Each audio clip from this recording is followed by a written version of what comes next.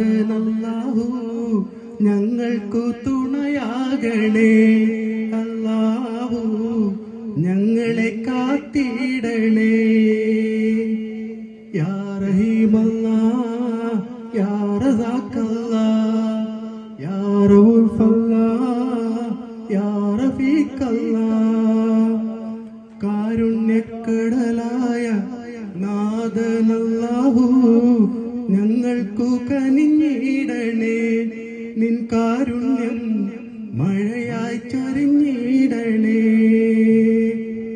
യാ റഹീമല്ലാഹ് യാ റസാഖല്ലാഹ് യാ റഫീഖല്ലാഹ് യാ റഊഫല്ലാഹ്. പാപികളാകും